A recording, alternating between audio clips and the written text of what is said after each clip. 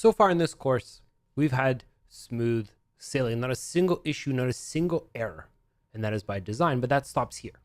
In this lesson, we're going to cover what happens when something goes wrong in your flow and how to go about and move data in different ways depending on what happens in your flow. So first up, what happens if I input an email address in our attendee list that doesn't quite make sense? Let's just put some random information here. Let's go ahead and run our flow. So it's going to go ahead and loop over and try to draft an email for each person. Now, obviously, when it hits the fifth person, that email, it's going to go ahead and throw an error. It wasn't able to successfully draft that email. Now, in Gumloop, if there's an error in your flow, the flow stops. But it's important to notice that Gumloop runs loops in parallel. So this flow was successful for first 4 attendees and then had an error at the 5th one. Now, in our case, it's not a huge problem, but imagine we were running this for 500, 1,000, or 1,500 attendees, or you have a large flow.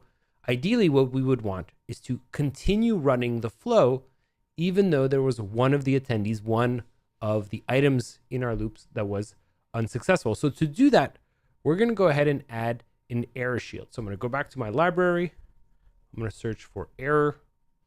I'm going to bring in an error shield. And we're going to say, let's put this subflow into the error shield. This is saying if this node or this subflow fails, there was an error, continue running the flow. Don't worry about that error. And this is particularly useful if you are running flows that have many, many items. So let's run that again. And our expectation here is that it runs smoothly for 4 and then has an error on the 5th, but still considers the flow successful. And if we go into our drafts, we do still have those 4 drafts. So that was how to manage errors in Gumloop. You can use an error shield to continue running your flow, even if there's an issue. Errors are not the only reason you may want to move data in different ways in your flow. You may want to create a condition that says, hey, if this happens, go ahead and take this branch. And if this happens, go ahead and take that branch. An example here might be, does it really make sense to enrich a attendee if they're providing a personal email that may cause issues? We may not be able to find it. So let's create a flow where if the user has a personal email, personal business, personal Gmail or something like that, let's just send them a generic email. And otherwise, if they're using a business email, let's give the route we created in the previous lesson. So now we need 2 things. One, we need to check whether it's personal or business. And then we create a condition, if else. If it's personal, you do this. If it's business, do this other route. So first, let's categorize the email using the AI categorizer node. So I'm going to pass in the email. That's our input. That's going to be the content we need to categorize, like that.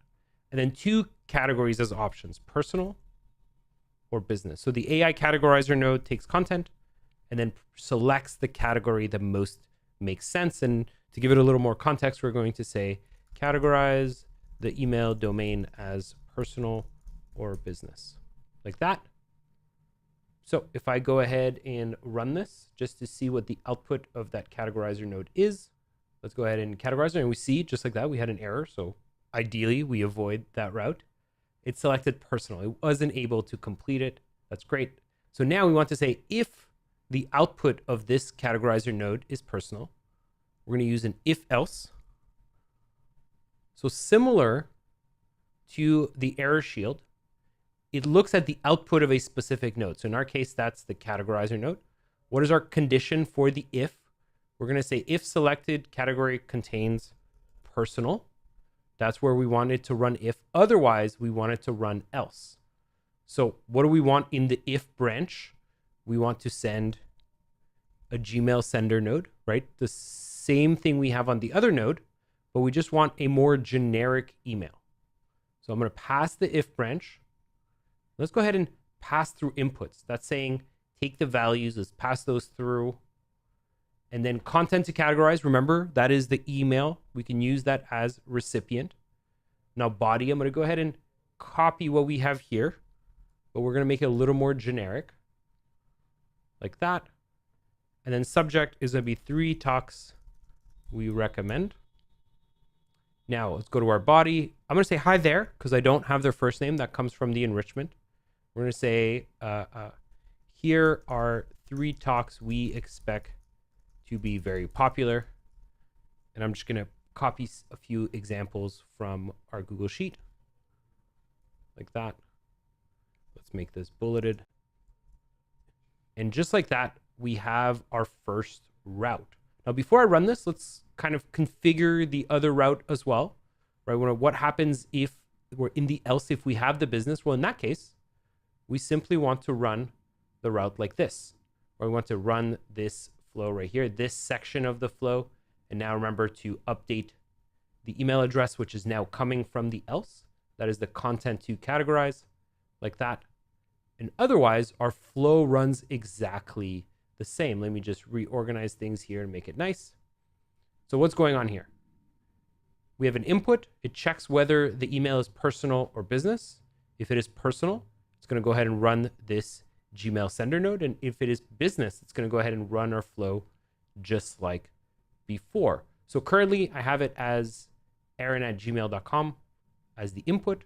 So let's go ahead and run this flow. And our expectation is that it does not run this part of the flow. It only runs this one, and we can see that.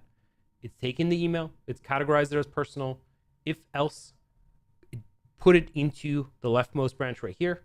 And if we go and see the email, we have our generic email.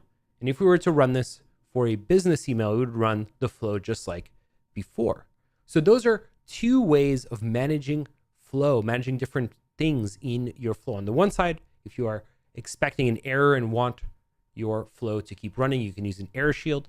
And if you want to create conditions, different routes for your flow to take based on the output of a node, you can use the if-else node. And with that, we complete Gumloop 101. You can now go ahead and build workflow automations on your end. And I'll see you back for Gumloop 201.